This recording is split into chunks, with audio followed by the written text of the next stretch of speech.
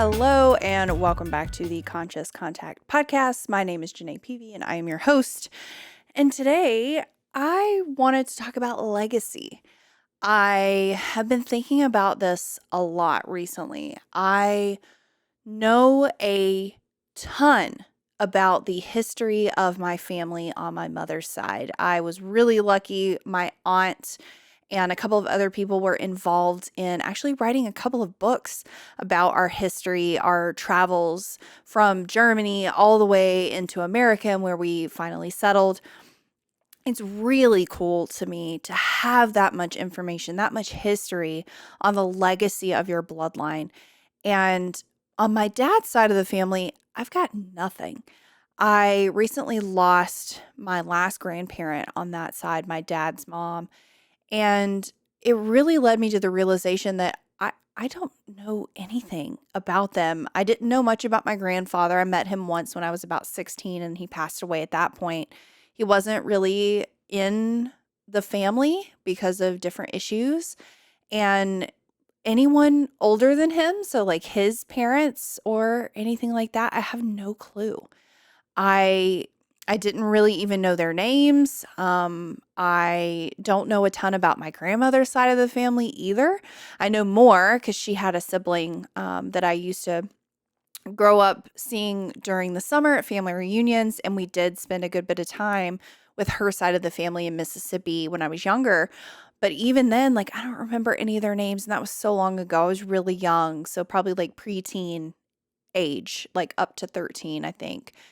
And it just really made me sad. I mean, reflecting on that, all of those stories of those people are lost. All of their personality traits, all of the funny things they did, the antics they got up to, if any, those stories become lost. The less that you know about your lineage and the less that you're able to talk to the older matriarchs and patriarchs in your family, the less that you know forever. And once they pass, that's it. Those stories that live in their brains, those memories that they have are gone. And unless you ask them and have those conversations with them, you don't get to keep that and pass it on to the next. So I've got a half brother and a half sister, and it really made me think, my brother's got a child. How are we going to pass on this history to him? Where does oral history come into play for our family on that side? Is it going to be lost forever? And I was really lucky to have a friend whose husband is really into genealogy. It's like one of his hobbies to research that type of stuff. And I kind of gave her a couple of birthdays and where me, my mom, my dad, all that stuff were born. And this was before my grandmother passed away. So it was just kind of like a divine influence that he reached out to me and told me that he was finished with this just a few days after I had gone to Mississippi to visit with her and or to visit her grave and to be with my family. So it just really blew my mind how many names he was able to pull and find. And the issue, because I've tried to research it myself, I've tried to go on ancestry.com and all of that. The last name on my dad's side of the family, the spelling changes. Sometimes within like one generation, the spelling is different. That comes from census takers coming and not recording the names properly, the names not getting passed down correctly on birth certificates for people. And it's been really hard to see, like, is this actually an ancestor? Is this my great-great-grandfather? Or is this a completely different person? It's so hard to tell. And there's so little paperwork behind it as well. I know that on both sides of my family, so like my grandfather's side and then both sides of my dad grew up in really poor areas of the country. And there weren't a lot of documents. So there was like wedding documents recorded at a church, you hope. Family Bibles, which my mom's side of the family had. And for my dad's side, I do not. And census reports, which they just kind of come and ask, what's this person's name? How old are they? The birthdays are all over the place and can never be right sometimes. And it was really difficult to kind of piece that all together. And he worked on this for a couple of months, and I finally got it a couple weeks ago. And I'm so excited to really dive into all of those names and try to look up as much information as I can on my end now that I know who's actually related to me and who isn't. It was really cool. And it really took me aback to say, maybe I can recapture some of this legacy and be able to pass that on to my younger brother and him pass that on to his son. You can only hope, right? And I do feel very fortunate. There are some people like in adoption situations that have no information about their family of origin, their biological family. So I am very privileged that I do still have a way to kind of get that information. And thank goodness for modern technology and census data and all that stuff. But it does feel like a more substantial loss losing my grandmother because of all the information that died with her that we didn't get before she passed away. And you really don't think to ask those questions. I mean, I didn't. I just wanted to be present with her. She went through a lot at the end of her life and had a lot of health issues. So when I visited, I really just wanted to physically be there with her and just be as present as I possibly could be. But it makes me think, I really do want to talk more to my family members about life and their memories, just the little stuff, the random things that, get locked into our brains about our childhood or a particular relative. And I have seen myself really try to dive into those convos a little bit more frequently with my family members on my mom's side that I have a relationship with. And it has been really helpful. It has been one, it humanizes even more that other person for you. It lets you know them on a much deeper level. Even if you're related to them, it really opens up your brain. Like your aunts or uncles that may be older than you or your grandparents, they were once your age and they had a teenagehood, they had a young adulthood. They went through those same things and feelings. And they do, just like, well, I don't know about everybody, but I still feel like I'm like 16, mentally mostly, not physically so much anymore, but that is how the elders in our family feel. It doesn't change for them, just like it doesn't really change for us. And it has really opened up my eyes to being able to have a little bit more of that family feeling, to really try to cultivate that even more. And for those of you that don't know, my partner and I are building a house in Eden, North Carolina, and his family lives in Eden. They're not going to be but like I think 10 minutes away from us. And the house that we currently live in has a pool table where the dining room table is supposed to be. So for the entirety of the time that we've lived here, I haven't really had a way to entertain people in our space. And prior to living here, I was drinking alcoholically, so I didn't want to entertain anybody.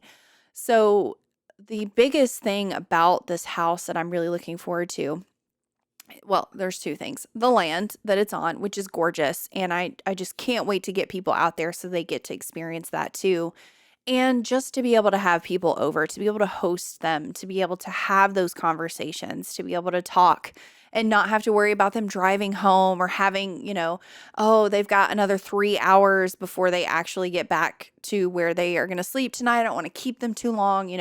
We've not had anywhere for people to sleep, to spend the night here either. So it is something that I think is extremely important. And not just on Facebook Messenger, these kind of conversations, like, yes, they can happen there if that's where they need to happen. But I would suggest, if you've been kind of feeling the same as me, is really having in-person conversations and just asking them random stuff. Like, what clubs were you in high school? Like, did you play band? Were you a football player? What was high school like for you? Do you remember anyone particularly from that time period in your life? Do you still talk to them? What's your favorite memory of your grandparents? Asking your grandparents that continues to keep those people alive. And that's where I wanted to land with legacy, is for me and my viewpoint of the afterlife. We live on in people's memories. And you continue to live as long as someone that is currently alive has memories of you, has heard stories of you, and if we don't ask those questions, if we don't seek intentional connection with the people in our family who will eventually be gone, it just gets lost. And to me, that's more sad than the person actually dying, because dying is just a phase. Those people continue to live on in your thoughts and your memories and the stories that you tell to other people about them. They keep living, but you have to have those memories to pass on to be able to do that. So I was really lucky to be able to go down to Mississippi and be with my family. And on the way out, so going back through Alabama, is where I remember my grandmother living for the majority of the time that I would visit with her when I was younger. And I thought, it's an old antebellum Southern plantation home style. And I thought surely, it's going to be demolished or something because it was old when she lived in it. And it's, gorgeous, like living room, 20-foot ceilings up to the second floor, just gorgeous stained glass, like the whole 9 yards. And I thought surely it's going to be demolished. And I couldn't remember the address. Neither could my mom, neither could my dad. Nobody knew what the address was. And I thought, it has to be a register of deeds somewhere had to have recorded it, and it's got to be online somewhere that she owned that property because I know it was her name on that piece of property. So I looked it up, and lo and behold, I found that address, and that was just so exciting for me. And I looked it up, and it had a listing on Zillow. It had already sold, but they still had all the photos up on the inside. And I could tell they might have remodeled the kitchen a little bit, but everything was pretty much the same as what I remember from being a kid and going and visiting there. And weirdly enough, I was going right past where she used to live on my way back out of town, out of Mississippi. And I went and I stopped by and I got to take pictures of the outside of it. And if the people living there and were inside, I'm sure they thought I was a crazy person, but I didn't stay for long. I didn't loiter or anything. I didn't go like knock on the door. But it was really cool for me to be able to take those pictures, to have those memories, because I don't have any photos with her. I don't have anything like that. And I came back into town. I was visiting with my grandmother on my mom's side, and she actually had a picture where my grandmother on my father's side was in the background of one of my birthday parties. So I do now, and it's of like mostly the back of her. So it's still not a full-on photo of her, but I do actually have a physical picture of her, which I was so grateful for because we weren't able to get any pictures of her from her home or anything while we were there. So I'm really lucky that I've got my mom's side of the family that did document so much, and my grandmother's just got a treasure trove of pictures. And I'm going to go through mine and see if hopefully I've got some in there somewhere. And I've kind of pilfered those from my mom and my dad and stuff over the years. But it really showed me how important it is to document that kind of stuff, to have physical photos. I kind of want to make that kind of clear too. I'd love to get a physical photo sponsor. I know there's all kinds of like apps and websites now where you just upload your photo roll basically, and they send you printed photos of your stuff every month because, and let me readjust here so I can get comfy. The kind of point that I'm getting to with this is, once, like, say if I passed away, like, yeah, Luke's got the password of my phone, but eventually those digital records, those digital photos are going to be gone. They're going to be either inaccessible or the link will expire or whatever. And I'm a photo person. I love physical photos. And I think that it is really important to have physical media still, and be able to hand the next generation a photo album and say, this is who these people were. This is your history. This is your ancestry. And to have them just have that knowledge. I do think that that's really important. So I appreciate you sticking with me through that. I hope this wasn't too much of like a downer episode, but I think it's something that we don't think about very often. And well, I just speak for myself. I took it for granted. I took those relationships for granted and just expected people to live forever. And that's not what the reality is. So I hope that this has encouraged you to maybe reach out to some of your family members and have those conversations, or to do a little ancestry research on your own. It's really cool what you find. And I love seeing like old high school yearbook photos, or like on my mom's side of the family, they've got proof of like what boat they came over on from Germany. It's really cool. So I would encourage you, if you've not gone down that road, or if you don't know anything about your family, to start with asking, and then maybe play a little detective and see what you can find out on the internet. Because I think that keeping those people alive for longer in your memories, and then in the things you pass down to younger generations, is super important. So thanks for watching or listening, and I'll see you in the next one. Bye.